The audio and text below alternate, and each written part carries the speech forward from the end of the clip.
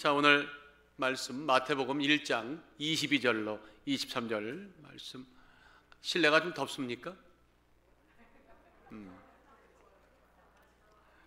마태복음 1장 22절로 23절 다 같이 합독합니다. 시작.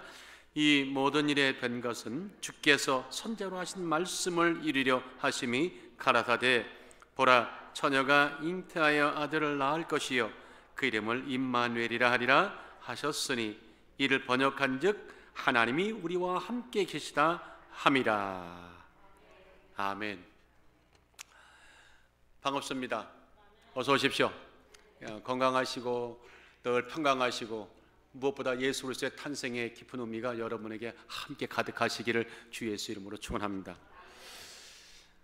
성탄은 하나님이 우리에게 주신 가장 최고의 선물입니다. 가장 최고의 선물입니다. 죄 있는 우리를, 인류를 구원하시기 위해서 하나님께서 친히 육신의 옷을 입고 인간이 되셔서 세상을 찾아오신 위대한 사건이죠. 우리는 이 사건을 하나님의 성육신의 사건이라, 인카네이션이라 이렇게 얘기를 하죠.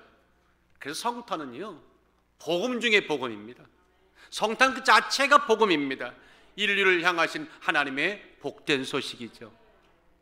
오늘 복된 소식인데 얼굴은 복된 것 같지가 않아요. 뭔가 근심이 가득한 것 같아요. 얼굴도 복되시기를 주의 이름으로 축원합니다. 여러분들, 남자를 접하지 않은 여자가 어떻게 아이를 낳을 수 있어요? 이게 가능한 얘기입니까? 의학적으로 가능합니까? 과학적으로, 이성적으로 납득이 됩니까? 납득 안 되죠. 말이 안 되죠. 상상조차 할 수 없죠. 근데 실제로 이루어졌습니다. 마리아에게 나타났습니다. 성령으로 잉태해서 아이를 낳았는데 예수님이죠. 그래서 예수 그리스도의 탄생은 그 자체가 초자연 슈퍼내처럴한 하나님의 기적의 사건입니다. 인정하시면 아멘. 아주 오래전 한국에 구봉소라고 하는 그 코미디언이 있었죠. 여러분 잘 아실 거예요. 이야기, 장로님 이야기.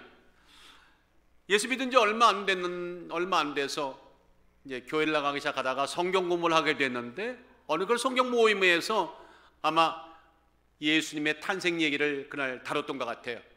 그 동정녀의 그 탄생, 마리아의 그 예수 탄생 이야기를 하니까 어떤 남자가, 목사님 농담하지 마세요. 아니, 남자를 모르는 여자가 어떻게, 처녀가 어떻게 아이를 낳았습니까? 이거 심한 거 아닙니까? 라고 말했다고 하죠. 근데 목사님이 계속해서 이제 말씀을 전하는데도 트집을 잡고 있었어요.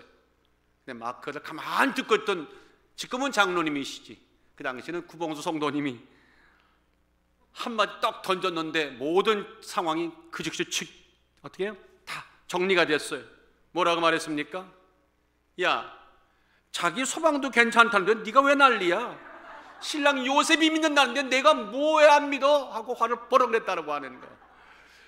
참, 이거 언제 들어도 웃기는 얘기인데, 화사한 얘기인데, 듣다 보면요, 지금 이 구봉소 장로님이 확실하게 믿음이 좋은 분이요, 핵심을 짚고 있어요. 핵심을 짚었어. 여러분들 보세요. 성탄은 오직 믿음으로만 이해가 돼요. 성탄은 오직 믿음으로만 수용이 돼요. 성탄은 오직 믿음으로만 아멘할 수 있어요. 그래서 믿음의 귀와 믿음의 눈과 믿음의 시각이 열리지 않으면 여자가 어떻게 혼자 애를 낳아 하는 이야기를 할 수밖에 없다는 거예요. 그래서 그분들에게 크리스마스는 항상 수박 겉핥기식 크리스마스, 연례 행사 크리스마스, 그 이상을 벗어날 수가 없다는 거죠.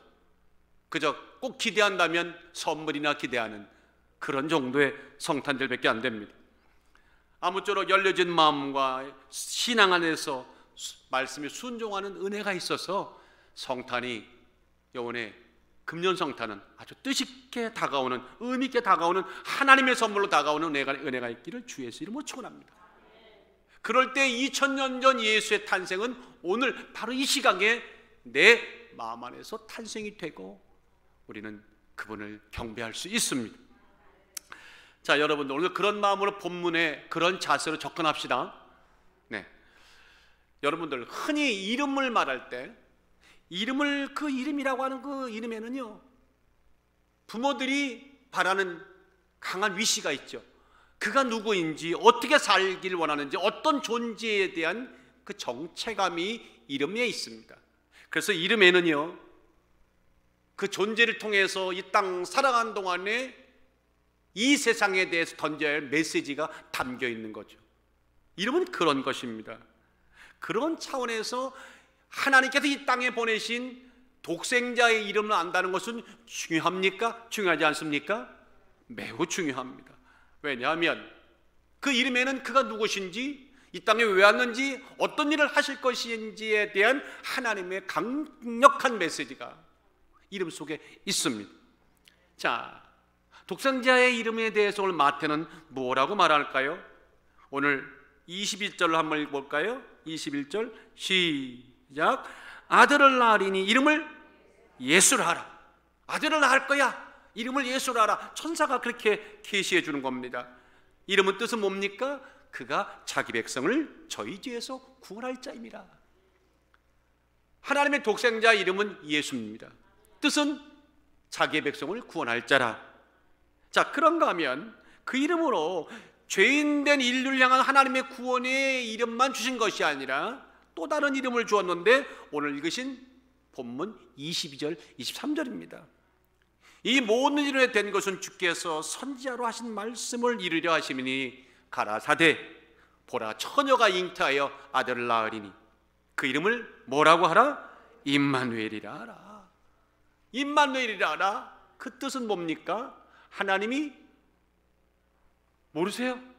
하나님이 우리와 함께 하시다. 여러분들, 이 말씀은요, 지금 주전 700년경, 예수님이 오시기 700년 전에 이사야, 선지자 이사야를 통해 하나님이 이미 이 땅에 선포했던 말씀 이사야 7장 14절을 인용하여서 지금 천사가 하는 이야기입니다. 자, 여러분들, 임마누엘 속에는요, 오늘 제목도 임마누엘이지만 하나님께서 독생자를 이 땅에 보내신 그 진심이 담겨져 있어요. 하나님의 그 진심, 사람을 통해서 사람을 할 때에 제일 중요한 건 뭐냐면 그 사람의 능력을 아는 것이 아니라 그 사람의 진심을 아는 게 중요하잖아요. 하나님의 진심이 여기 담겨져 있어요. 하나님의 열심이 이곳에 담겨져 있습니다. 흥미롭게도 예수란 이름과 임마누엘이라는 이 두 이름은 아주 조화로운 어떤 관계가 성립이 되어 있어요. 조화와 완성이라고 볼 수 있어요. 무슨 말인가 하면 임마누엘이 하나님 함께 한다고 하는 그 이름이 예수님이 이 땅에 오시게 된 근거를 제공한다면, 임마누엘이란 예수란 이름은 임마누엘이 현실로 나타난 이름입니다. 이런 얘기하면 대부분 다 머리가 헷갈려가지고 여러분들 총기가 흐려지는데, 이런 말이죠. 하나님이 함께 하시면 예수가 이 땅에 온 근거가 출처가 되고, 예수는 그 임마누엘이 현실 세계에 온 나타난 실체다. 더 이상 얘기 안 할게요. 자, 그런 날이 바로 성탄입니다. 그 성탄 주일이 바로 오늘입니다. 아무쪼록 이 위대한 임마누엘의 임 속에 담겨져 있는 하나님의 열심, 하나님의 진심, 하나님의 성탄의 메시지를 오늘 꼭 발견하시기를 주 예수 이름으로 축원합니다. 우리 이런 말을 한번 들어보셨습니까? 임마누엘은 복음 중에 복음이다. 임마누엘이 복음 중에 복음이라는 거예요. 왜냐하면 임마누엘이라고 하는 그 이름 속에 마치 돌무더기에서 발견된 사람들이 좋아하는 황금 덩어리 같은 그런 의미가 이 이름에 담겨져 있어요.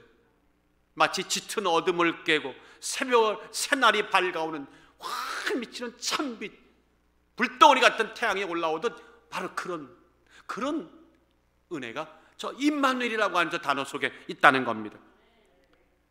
그럼에도 불구하고 우리는 이런 얘기를 종종 하죠. 만약에 그런다 하더라도 어떻게 창조주 하나님이 인간의 삶 속에 인간의 모습을 입고 오실 수 있느냐? 그게 가능한가? 하나님이라는 존재와 인간이라는 존재는 존재론적으로 볼 때 큰 차이가 있죠.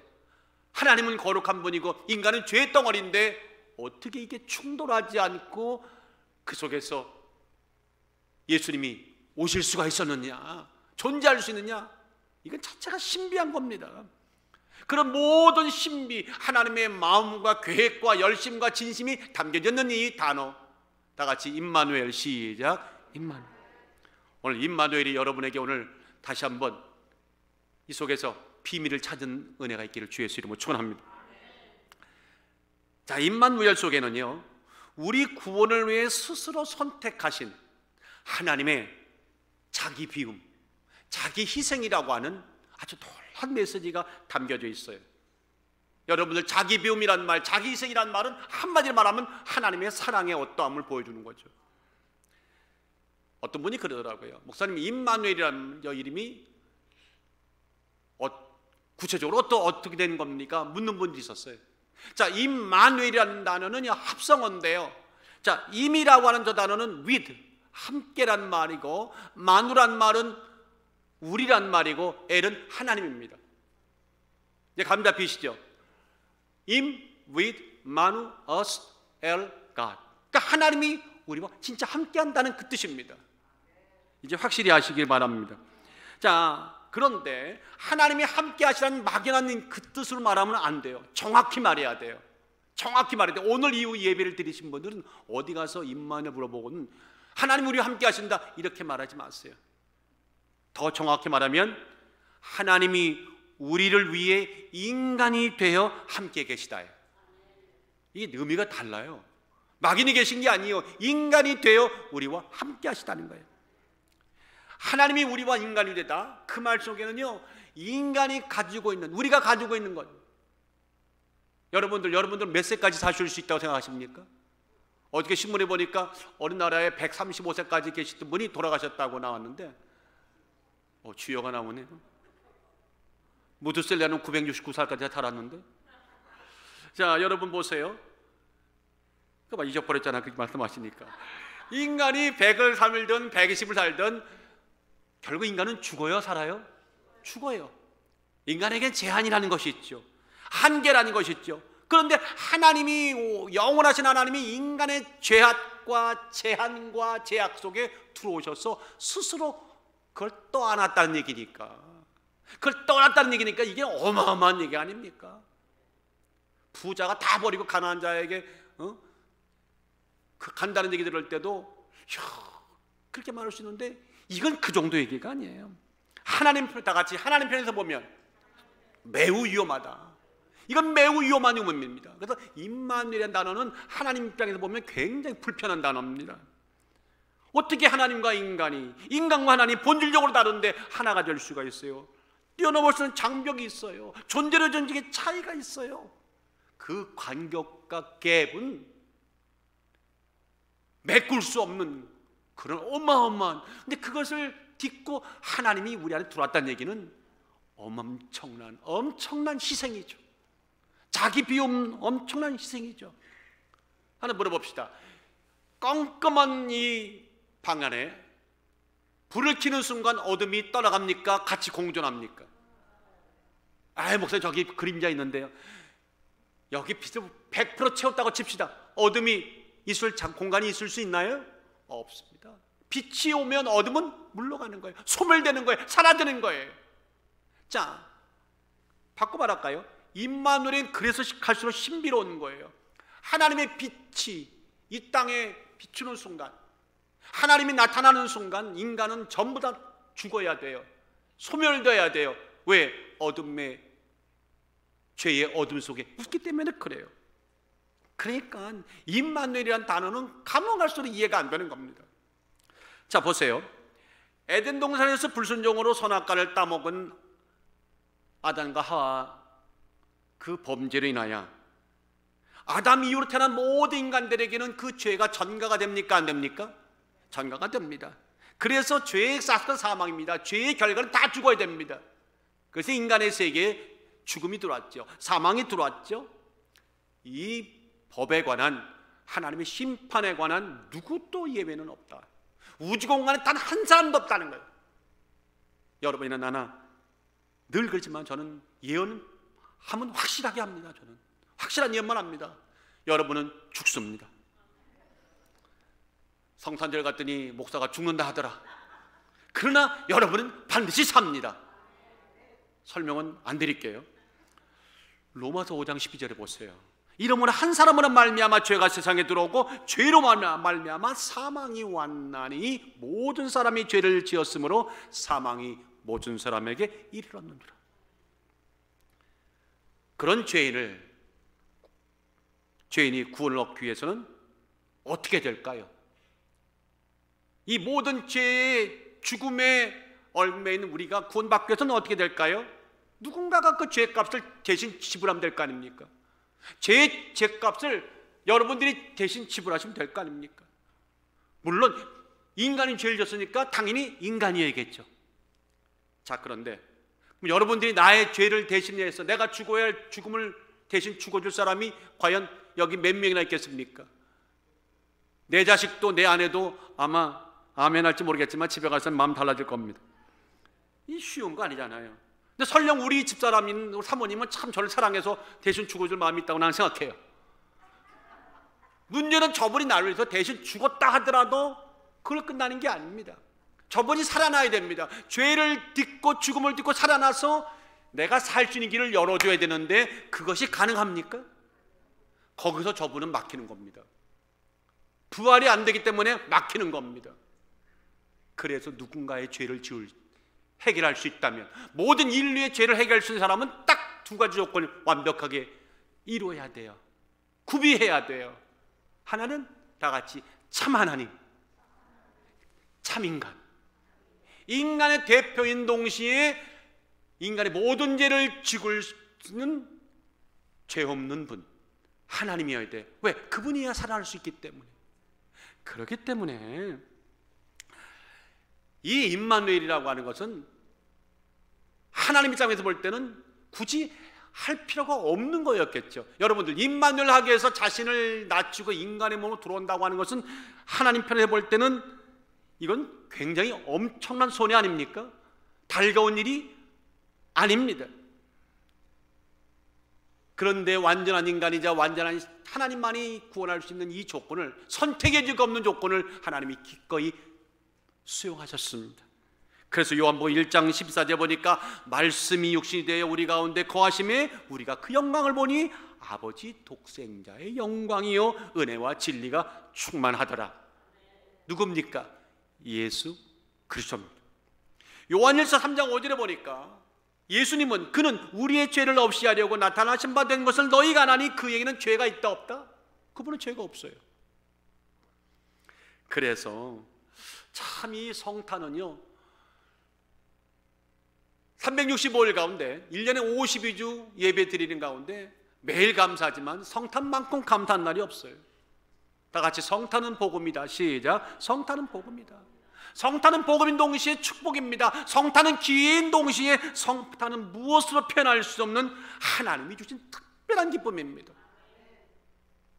우리가 머리가 이제 커지고 성숙해지고 아울러 믿음도 성숙해져 가면서 깨달은 것은 정말 성탄절은 너무나 우리에게 크신 하나님의 은총이었구나 깨닫게 됩니다.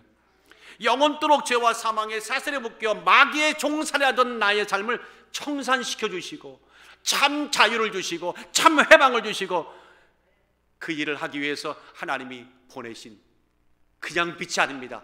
트루 라이트입니다. 더 트루 라이트입니다. 그 참빛이 바로 우리에게 오셨는데 그 사건이 성탄이고 그분은 예수님이십니다. 하나님은 그것을 위하여 기꺼이 자기의 것을 비우셨죠. 어마어마한 희생이 따릅니다. 고통의 지불이 따릅니다. 낮아지는 것이죠. 그래서 빌립보서 2장에는 말씀하기를 그는 하나님의 본체시나 하나님과 동등됨을 취할 것을 여기지 아니하시고 오히려 자기를 비워 종의 형체를 가져, 그 다음이 중요해요. 다 같이 사람들과 같이 되었고, 하나님이 사람들과 같이 되었다는 거예요. 사람들의 죄악과 한계 속에 스스로가 묶였다는 거예요. 또 안았다는 겁니다. 놀라운 은혜입니다. 그러므로 사람의 모양으로 나타나셨음에 자기를 낮추시고 죽기까지 복종하셨으니 곧 십자가의 죽으심이라. 오늘 죽기까지 이 땅에 오셔서 죽기까지 우리를 사랑하신 하나님의 긍휼, 하나님의 자비, 하나님의 사랑의 결과가 이런 것이 오늘 이 성탄이라는 사실을 우리 하나님 앞에 박수로 한번 영광을 돌립시다.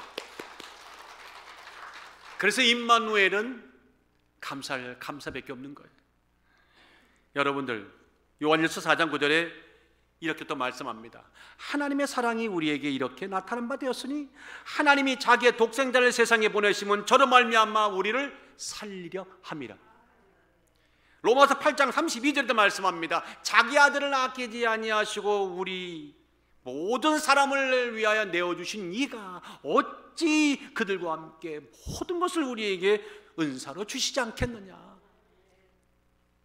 성탄이 없었다면요, 우리가 하나님께 받을 큰 선물도 기대할 수 없었는데 이제는 아들까지 주신 그분은 곧 하나님 자신이었지만 그런 큰 선물 받았기에 하나님은 여러분들이 오늘 간구하고 희망하고 소원하고 기다리는 선물을 주신다고 하시는 겁니다. 그러니까 성경이 말하는 임마누엘은 그런 임마누엘이에요. 우리가 감히 입도 뻥긋 할 수 없는 어마어마한 하나님의 희생과 사랑이 담겨진 임마누엘입니다. 제가 얼마 전에 시를 하나 좀 보게 됐는데 정호승이라고 하는 분 아마 많이 아실 거예요. 그분이 진 부러짐에 대하여라는 시인데, 이 부러짐에 대한 시가요, 듣다가 임마누엘과 너무 흡사하다 하고 그 뜻을 다시 한번 새기게 돼서 마음에 큰 감동을 받은 적이 있습니다. 한번 들어보세요. 일부입니다. 나뭇가지가 바람에 뚝뚝 부러지는 것은 나뭇가지를 물고 가서 집을 짓는 새들을 위해서다. 이해가 되십니까? 만일 나뭇가지가 부러지지 않고 그대로 나뭇가지로 살아남는다면 새들이 무엇으로 집을 지을 수 있겠는가? 새들이 무슨 힘으로 나뭇가지를 부러뜨려 가지고 집을 짓겠습니까? 만일 내가 부러지지 않고 계속 살아남기만을 원한다면 누가 나를 사랑할 수 있겠는가? 오늘도 거리에 유난히 작고 작은 나뭇가지가 부러져 놔둔 것은 새들로 하여금 그 나뭇가지를 물고 가서 집을 짓게 하기 위해서다. 이거 굉장히 이 시인의 시상이 마음을 너무 울리게 하는 거예요. 그렇구나. 임마누엘이 그와 같습니다. 하나님이 인간이 스스로 구원할 수 없기 때문에 자기 가지를 비워서 자기를 부러뜨려서 그 가지를 물고 집을 짓는 구원의 집을 짓도록 허락하셨다는, 이것이 바로 임마누엘이라는 것입니다. 오늘 그런 은혜가 여러분에게 오늘 일생 동안 가득하시길 주 이름으로 축원합니다. 그런가 하면 임마누엘은요, 하나님의 사랑의 높이가, 깊이가, 넓이가 얼마냐고 묻는 사람들에게 사랑은 이만큼이다라고 말할 수 있는 그 바로미터가 바로 임마누엘입니다. 사랑의 높이가 있죠. 깊이가 있겠죠. 넓이가 있겠죠. 보이지 않는 사랑이지만, 추상적인 거지만 그건 현실적인 우리 가치로 매조할 수 있는데 그만큼이 뭐예요? 임마누엘이라는 거예요. 자, 무슨 말인가 하면 하나 물어봅시다. 우리와 함께하는 하나님의 임마누엘은 예수님의 탄생에서만 적용될까요? 이게 그렇게만 나타나는 겁니까? No. 창세 이후로 인간을 만들어 놓고 하나님이 계속해서 우리와 임마누엘 하셨어요. 그 임마누엘의 마지막 최클라이막스가, 절정이 성탄이었던 거죠. 이해가 안 되시나요? 그 창세 때부터 시작된 임마누엘, 그 임마누엘이 하나님의 열심, 열정, 의지가 어떠한지, 하나님의 사랑의 높낮이를 아까 말했잖아요. 그 높낮이와 넓이가, 깊이가 바로 그 임마누엘이라는 거예요. 그러니까 하나님의 임마누엘은요, 창세 때부터 계속되어 왔어요. 창세 끝까지 하실 거예요. 거기에 가장 핵심인 클라이막스가 성탄인 거죠. 자, 여러분들 한번 제가 이해를 돕기 위해서 말씀을 드릴게요. 여러분 출애굽기 3장에 가보면 모세가 나오죠. 40년 동안 이스라엘 이 자기의 뿔인지 모르고 바로의 궁정에서 왕대로 살다가 40년 만에 자기의 출생의 비밀을 알고 민족을 돕다가 살인죄를 범하고 훌쩍 떠나버리죠. 도망치죠. 그리고는 광야에서, 미디안 광야에서 40년 동안을 이름도 없는 목동으로 삽니다. 여기까지 알고 계시죠? 그 목동에서 살던 모세에게 80 나이에 갑자기 하나님께서 호렙산에 타지 않는 불꽃, 떨기나무 속에 타지 않는 떨기나무 속에 불꽃으로 화하셔서 그에게 계시하시고, 이제 내 백성을 구원하러 네가 버리고 온 애굽으로 가서 나의 백성을 구출하라 명하셨죠. 이 사건 알고 계시죠? 그런데요, 참 재미난 것이 있어요. 자, 하나님이 나타나가지고 이렇게 하라고 명령까지 주었을 때 모세가 단박에 예썰 했나요? 안 했습니다. 몇 번 거부했죠? 5번.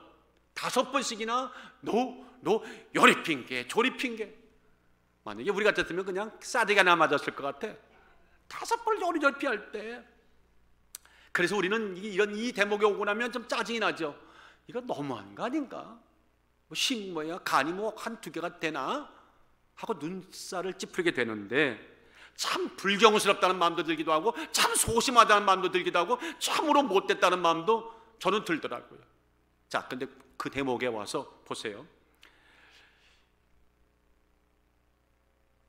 그렇게 핑계를 대고 막 요리 빼는 저리 빼는 그 모세에게, 야, 너 인격이 미숙하구나, 너 아주 신앙이 조망만하구나 하고 하나님이 야단을 치거나 그에게 윽박을 친 장면이 나오질 않아요. 그런데 계속해서 뭔가 하나님이 설득을 하시는데, 그 장면들을 계속 보다 보면 우리가 몰랐던 것이 아래부터 쑥 수면으로 올라오는 걸 알 수가 있어요. 오늘 이야기 듣고 집에 가서 보시면 이해가 돼요. 그게 뭔지 아세요? 임마누엘이요. 임마누엘이요. 목사님, 그게 있나요? 있습니다. 자, 보십시다. 하나님이 일관되게 그에게 요리 빼고 저리 빼는 그를 설득하면서 보여준 것이 임마누엘이었는데, 증거를 내려볼까요? 자, 모세가요, 처음으로 하나님의 명령을 받고 애굽으로 가서 내 백성을 구원하라 했을 때 제일 먼저 모세가 든 핑계거리가 뭐였어요?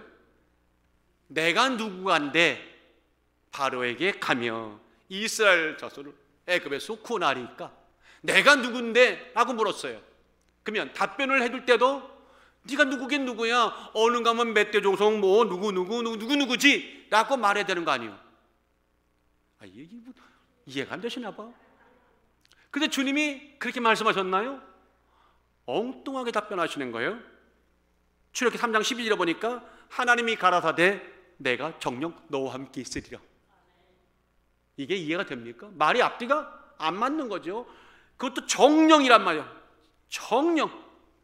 분명히 확실하게, 세상 말로 표현할까요? 곧 죽어도 너는 내가 너와 임마누엘 할 거야. 지금 이 얘기 하시는 거잖아요. 내가 누구냐고 물었는데 나는 너와 곧 죽어도 내가 임마누엘 할 거야. 이렇게 말씀하시는 거예요. 자, 그랬더니 모세가 거기서 예수해야 되는데 계속해서 삐뚤삐뚤거리면서 따지기 시작합니다. 뭐라고 따졌나요? 그 다음에 그럼 그들이 내게 묻기를 내 이름이 그분의 이름이, 너를 보낸 그분의 이름이 무엇이냐고 물으면 내가 무엇이라고 그들에게 말하리까? 하고 딱 물었어요. 그러면서 계속해서 질문을 던지는데 다 좋아요. 어디까지 간 줄 아십니까? 마지막은 4장 10절에 보니까 하나님, 나는 원래 말이 능하지 못한 자입니다. 아마 저를 닮은 것 같아요. 제가 그분을 닮은 것 같아요. 입이 뻣뻣하고 혀가 둔한 자입니다. 그리고 맨 마지막 가가지고 결론을 딱 내리죠. 다 같이 주여 보낼 만한 자를 보내소서. 여기까지 가면 아이고 잘났다, 없던 걸로 하자 덮으셨을 것 같아. 근데 하나님이 그때서야 노는 바라시면서 하시는 말씀은 이 말씀을 하시는 거예요. 그가 누군데요? 아론. 내 사촌형 아론을 너를 대신하여 백성에게 말할 것이니 그는 네 입을 대신할 것이요 너는 그에게 하나님같이 되리라. 무슨 말인가 하면 너 못 간다니까, 말 못하다니까 내가 네 형 사촌 형 예비해 놨다. 걔를 보내서 걔가 말 다 하도록 하고 너는 그 친구에게 하나님 같은 존재가 될 거야. 그리고 마지막 최후의 마침표 찍듯이 하신 말씀이 뭔지 압니까? 내가 내 입과 그의 입에 함께 있어서 너희 행할 것을 가르치리라. 이제 좀 여러분들 이제 감이 잡히시죠? 내가 누군데 뭐 바로에게 갑니까는 물었을 때 첫 번째 핑계거리에 정욕고 내가 너와 함께 한다고 말씀해놓고 맨 마지막 보낼 만한 자를 보내달라고 말할 그때에 마침표를 듣듯이 내 입과 네 사촌 형 아론의 입을 내가 함께 있어서 해결을 할 거야. 처음과 나중이 하나예요. 다 같이 임마누엘. 저는 이번에 말씀을 다시 한번 보다가 참 많은 은혜를 받았어요. 하나님은 끝까지, 처음부터 끝까지 다른 얘기 안 합니다. 임마누엘이 얼마나 중요하면 나는 너와 기필코 임마누엘 할 거야. 나는 반드시 너와 임마누엘 해. 그것만 믿고 가라는 거예요. 근데 모세 입장에서 볼 때는요, 저는 모세 마음이 이해가 됐어요. 아니 80의 노인네에 40년 동안 목동을 살았는 내가 이제 애굽에 있던 그때의 모든 지도 다 잊어버리고 그저 늙은 한 남자로 목동으로 전락했는데 내가 가서 무엇을 할 수 있을까? 그가 하나님이 함께 하시고 하나님 능력을 준다는 것은 아마 하나님 능력이 하나님은 믿었을 거예요. 왜? 떨기나무에 타지 않는 거예요. 이런 신비한 광경을 줄 능력이면 그분은 능력이 있다가 믿었겠지. 근데 모세가 진짜 못 믿은 거는 그거였어요. 그 능력만 하나님이 언제까지 나와 함께 할 건가에 대한 확신이 있었어요? 없었어요? 본문을 보니까 없는 겁니다. 확신이 안 드는 겁니다. 자신감이 안 드는 겁니다. 그래서 하나님은 그 마음을 이미 아시고 처음부터 끝까지 하나였어요. 내가 함께 해. 임마누엘만 믿고 가면 모든 것이 해결돼 라고 하셨던 거예요. 제가 이번에 임마누엘 말씀을 준비하면서 이게 하나님의 열심이구나. 시대와 역사를 물어나고 하나님의 자녀를 향한 하나님의 변함없는 열심과 의지와 열정이 이거였구나. 이 임마누엘을 우리도 믿어야 되겠다. 믿고 있다면 더 확실히 믿어야 되겠다. 아름다운 게 믿어야 할 하나님은 임마누엘의 하나님인 겁니다. 그것이 하나님의 사랑의 높이요 넓이요 깊이입니다. 그러면 그 임마누엘이 여러분들 묻겠죠? 그 임마누엘을 길이 잰다면 얼마만큼 길입니까? 구체적으로 어디까지입니까? 얼마만큼입니까? 어떠한 상황, 조건, 환경 속에서도 임마누엘입니까? 라고 묻는다면 시편 23편 4절로 말씀을 답변을 합니다. 내가 사망의 음침한 골짜기를 다닐지라도 해를 두려워하지 아니할 것은 주께서 나와 함께 하십니다. 그러면 답은 어디까지입니까? 사망의 음침한 골짜기까지. 임마누엘은 사망의 음침한 골짜기까지 한다는 거예요. 그건 상징적인 얘기죠. 무슨 말입니까? 우주 끝에서 끝까지, 우주 끝에서 끝까지 한계가 없고 못 갈 곳도 없고 못 이룰 곳도 없는 진짜 알파와 오메가 영원토록 함께하겠다고 하는 이 말씀을 다윗을 통해 주시는 겁니다. 사랑하는 여러분들, 오늘 그 임마누엘 여러분의 선물인 거 받으시기를 이미 받으셨습니다. 우리 크게 아멘 합시다. 아멘. 자, 임마누엘은요, 우리가 왜 이걸 강조하냐면요, 우리의 앞날의 인생이 여기서 해결되는 거예요. 우리의 새로운 인생과 새로운 출발과 새로운 미래에 대한 하나님의 열쇠가 임마누엘이에요. 어디를 가시더라도 하나님, 임마누엘이 답입니다. 해답이 여기 있습니다 라고 하나님께 기도하십시오. 자, 무슨 말인가 하면 생각해 보세요. 하나님이 저 높고 높은 보좌를 버리시고 왜 이 낮고 낮은 이 곳에 오셨어? 그것도 저 유대 땅에, 저 베들레헴이라고 하는 허접한 곳에 마구간에 오셨을까? 우리는 알아요. 오직 하나였습니다. 한 가지 일념이었습니다. 인간의 구원이죠. 더 쉽게 말할까요? 아동스럽게 말할까요? 나를 행복하게 해주시려고 오신 거예요. 이럴 때 아멘이 크게 나오는구나. 우리를 행복하게 해주려고 오신 거예요. 그 복된 미래, 복된 행복, 그 언약의 열쇠가 뭐냐? 임마누엘이요. 저는 그래서 오늘 설교를 준비하다가 제가 설교 노트에 이렇게 써놨어요. 모든 것을 알 수 있고, 모든 것을 누릴 수 있고, 모든 것을 얻을 수 있는 삶, 이게 임마누엘이요. 그 열쇠가 임마누엘이요. 그걸 가는 능력이 임마누엘입니다. 제 말이라고요? 아닙니다. 예수님은 수도 없이 얘기했습니다. 요한복음 10장 9절에 보세요. 내가 문이니 누구든지 나로 말미암아 들어가면 구원을 얻고, 한 번 얻는 게 아니요 또는 들어가며 나오면 꼴을 얻으리라. 한 번 꼴 얻는 것이 아니요 계속 예수께 들락날락 갈 때마다 하나님이 꼴을 주신 거예요. 얼굴이 뽀얗네. 그동안 꼴을 많이 드셔서.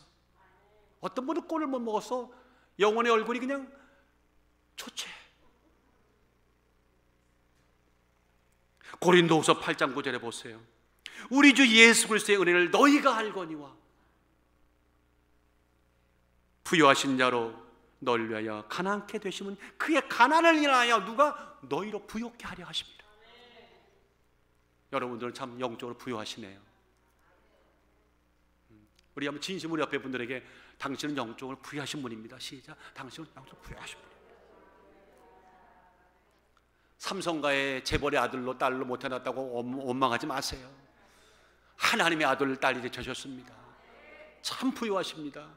명함도 새기고 다니세요. 하나님의 부유하신 아들이라. 뭐 그거면 어디든지 다 통과될 겁니다. 진짜 그러시면 곤란하고요.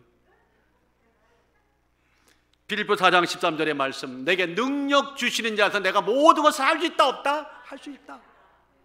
그래서 아까 제가 그랬잖아요. 모든 것을 이룰 수 있고, 모든 것을 꿈꿀 수 있고, 모든 것을 할 수 있는 사람이다.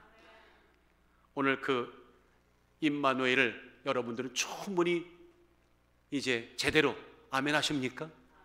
감동이 오십니까? 그것이 나의 것이로 주신 하나님의 은혜를 정말 아멘을 받으실 수 있습니까? 그게 성탄절입니다. 그 성탄입니다. 그런데 이제 마무리를 하면서 끝나기 전에 반드시 이 말을 해야 될 것 같아요. 임마누엘에 있어서 꼭 기억할 것이 있어요. 자, 제가 저 임은 뭐라고 그랬어요? 뜻이요? 이래서 제가 목회자를 해요. 1, 20번 한 것도 잊어버리니까 제가 여러분들 일주일은 얼마나 여러분 다 잊어버리시겠어요. 저 임은 뭐라고 뜻이? 영어로 with 함께. 마누는 마누라가 아니라 마누, 우리. 엘은 뭐예요? 하나님. 자, 그러면 임마누엘은 하나님이 우리와 함께 하시는 거예요? 나와 함께 하시는 거예요? 똑바로. 하나님은 우리와 함께 하시는 거예요? 나와 함께 하시는 거예요? 와. 문자 그대로 합시다. 하나님은 우리와 함께요? 나와 함께요? 우리와 함께요. 물론 나와 함께 하시죠. 그러나 문자적으로 우리와 함께 하세요. 목사님 왜 그렇게 강조하십니까? 요 사이요, 언제부턴가 신앙이 나중심적인 사람이 참 많아요. 하나님 나와 함께 하셔. 굉장히 아멘인데 거기에 뭔가 섬뜩한 무언가가 보이더라는 거예요. 많은 사람들은 이렇게 외치죠. 하나님 오늘 날 나와 함께 하신 하나님, 그 하나님을 나는 사랑해, 그 하나님을 난 열광해, 그 하나님을 난 요구해, 그 하나님을 외친다. 너무 위험한 사람들이요. 왠지 압니까? 나만 은혜 받고, 나만 복을 받고, 나만 인도하는 하나님을 찾기 때문에 그렇습니다. 이건 그리스도의 정신이 아닙니다. 그리고 이렇게 말하죠. 당신도 그렇게 해, 당신도 그런 경험을 가져봐. 참 고마운 말씀인데 하나님 뜻은 나만의 하나님이 아닙니다. 우리의 하나님입니다. 우리의 크리스마스입니다. 우리의 성탄절입니다. 우리의 교회입니다. 우리의 복음입니다. 그것이 된 후에야 나의 복음이 돼야 됩니다. 하나님은 임마누엘 속에는요, 나를 통해 너에게 이어지는 우리의 임마누엘을 가르치십니다. 레위기 19장 18절에 보세요. 원수를 갚지 말며 동포를 원망하지 말고 이웃 사랑하기를 내 몸같이 하라. 게으르지 말고 열심히 품고 주를 섬기라. 로마서 12장에도 말합니다. 형제를 사랑하며 서로 우애하며 존경하기를 서로 먼저 하고. 그 아랫줄 13절에는 이렇게 말하지요. 성도들의 쓸 것을 공급하며, 아멘 안 나오잖아요. 성도들의 쓸 것을 공급하며 손대접하기를 힘쓰라. 너희 핍박하는 자를 축복하고 저주하지 말라. 여러분들, 어떤 분들은 여기는 한 명도 없어. 확신해요. 저 서부에는 말이에요, 하나님께만 잘하는 사람이 너무 많아. 나를 축복하신 하나님만 너무 사랑하다 보니까 하나님께만 잘해. 그렇지 않아요. 하나님께로 잘하면 이웃에게도 잘해야 돼요. 왜 하나님께 대한 본분을 하면서 이웃에 대한 본분을 하지 못합니까? 신앙은 그건 절름발입니다. 임마누엘은 하나님께 영광과 함께 이웃을 함께 나누는 우리의 임마누엘 신앙이 되어야 됩니다. 우리와 함께하는 하나님, 우리에게 양식을 주시고 우리의 죄를 용서하신 우리 하나님의 임마누엘이 꼭 금년에는 다시 한번 각인되어지길 주의 이름으로 축원합니다. 그것이 임마누엘의 정신입니다. 서로를 긍휼히 여기며 서로를 향한 용서가 맥박듯이 생생하게 살아 움직이는 교회, 아름다운 교회가 가야 할 길, 지상의 모든 교회가 가야 할 길, 그게 진짜 임마누엘. 우리 그동안에 이기적인 임마누엘만 구했어요. 하나님은 그런 삶을 원치 않으십니다. 하나님 나라의 생활 양식과 방식과 원리가 자유롭게 활보하는 세상은 모두가 함께 예수를 믿고 그날 가는 겁니다. 결론을 낼게요. 성탄에는 예수의 마음이 담겨져 있습니다. 임마누엘입니다. 이 임마누엘 속에서 오늘 여러분들 무엇을 깨달으셨습니까? 임마누엘에는 하나님의 자기희생, 엄청난 자기희생을 스스로 짊어진 사랑이 있다. 임마누엘 속에는 하나님의 사랑의 높이와 넓이와 깊이의 바로미터 잣대다. 그 임마누엘이 창세부터 이루어졌는데 절정이 뭐예요? 성탄이었다는 겁니다. 세 번째, 임마누엘은 우리의 새로운 인생, 새로운 출발, 새로운 미래를 향한 하나님의 보장각서다. 아멘. 그러나 적어도 임마누엘을 부르짖는다면 나의 임마누엘을 이제 내려놓고 우리의 임마누엘을 찾자.